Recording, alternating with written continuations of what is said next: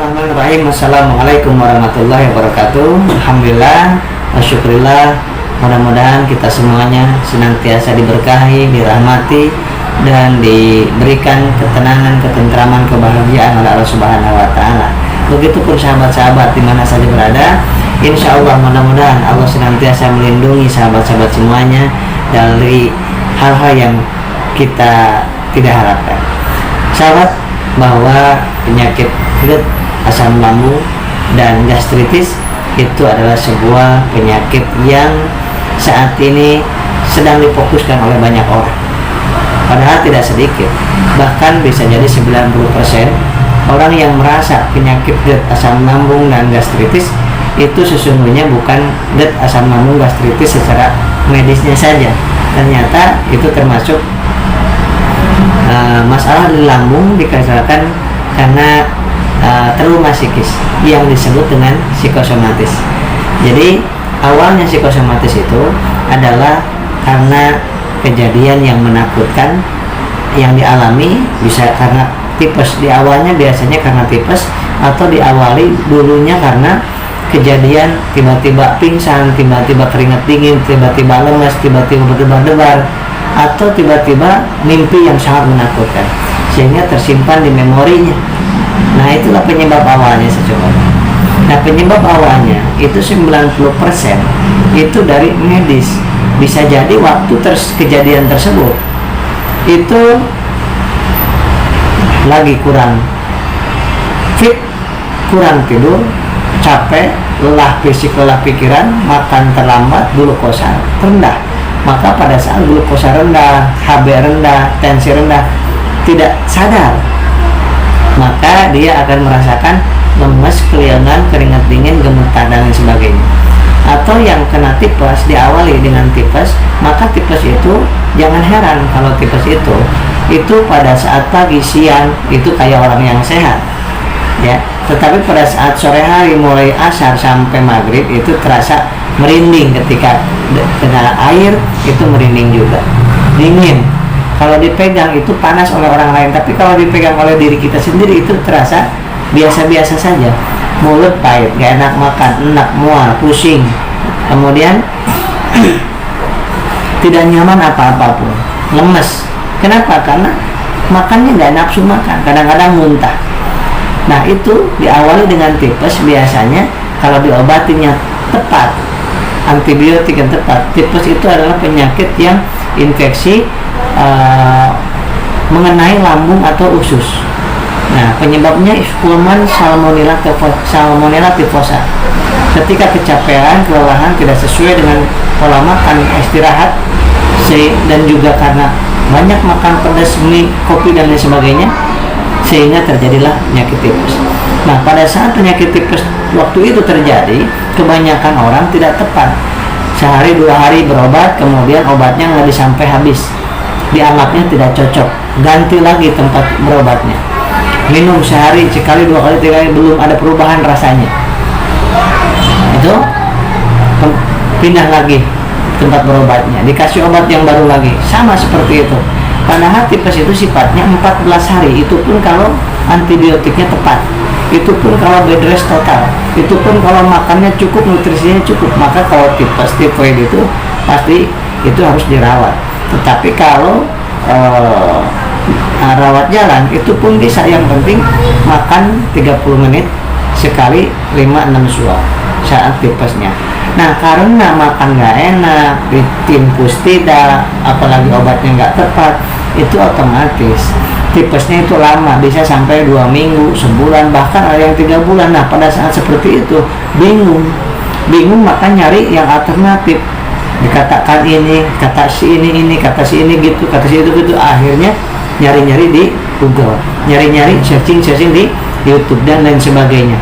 Nah, padahal itu semuanya karena masalah medis di awalnya 90%.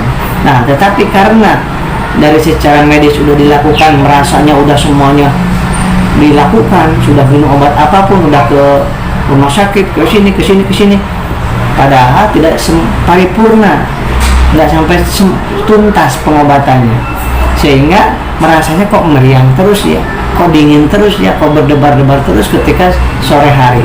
Nah ini maka baca-baca. Nah setiap Anda baca tersimpan di memori sini.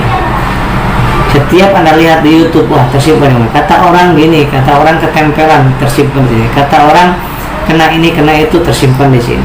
Setiap orang mengatakan ini itu, tersimpan banyak banget di sini. Ribuan mungkin jutaan memori di sini tentang yang menerangkan informasi tentang yang dirasakan oleh Anda.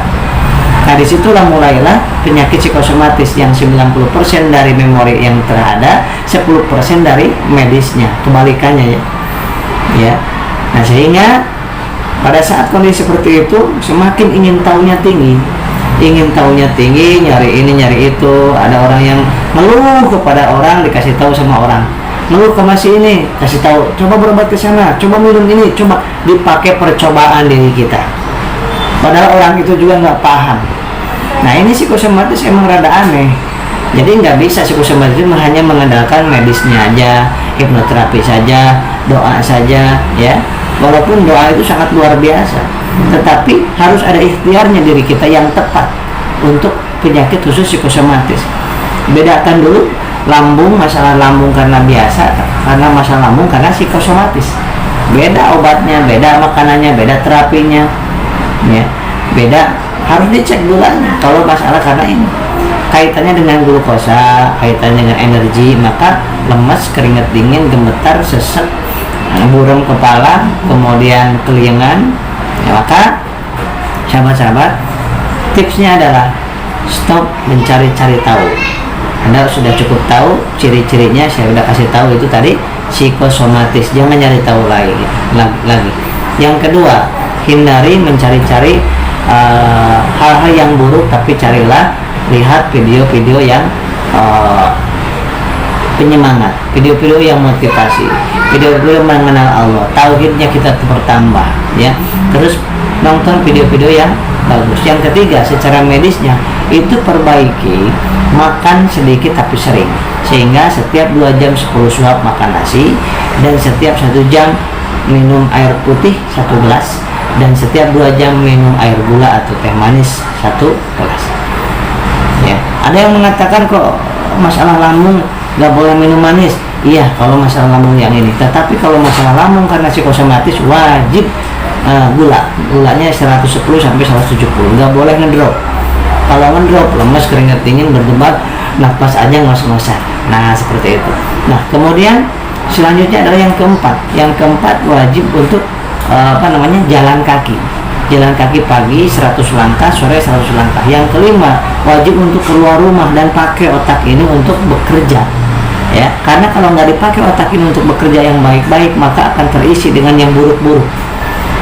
Contoh, Anda nggak bekerja karena takut ini takut itu, kalau keluar rumah, diam di rumah, yang dipegang handphone. Dan ketika yang dipegang handphone, pasti yang dicari tanda-tanda kematian. Kemudian pada saat sore ke maghrib itu apa yang membahayakan. Nah padahal itu sama semuanya membuat ketakutan dan semakin gak bisa tidur, ya. Sedangkan makanannya gak dijaga, minumannya gak dijaga, sehingga yang suka meningkat adalah kolesterol, trigliserid, asam urat pada saat orang psikosomatis. Tapi glukosa adalah senantiasa menurun. Hipo itu kekurangan glukosa, yang itu berarti sifatnya ngedrop. Nah ini yang harus dijaga. Kemudian karena malamnya itu lebih banyak memegang handphone, itu maka tertanam lagi memori-memori yang ada dari handphone. Yang kedua, mata menjadi sarafnya terkena, sehingga sakit kepala, paginya jadi lemas, jadi nggak bisa sholat subuh, kan? Kemudian gimana mau bisa tidur megang handphone terus? Jadi jam 9 udah stop tuh handphone, matikan, simpen aja, setel murotal, tidur bismillah. Caranya gitu. Ada yang sampai jam 12 masih online, katanya nggak bisa tidur, tapi jam 12 masih online. Ya iya, nggak bakal tidur. Jam 1 masih online, jam 1 masih nanya ke saya, konsultasi, nggak bakal dilayani. Kenapa? Jam 9 itu harus stop.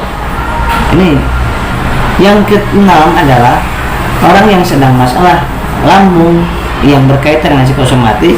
Saya sarankan, saya anjurkan untuk pakai bantal satu saja. Ada yang bantalnya sampai 3, 4, 5. Kata siapa? Kata si A, kata B, kata si A.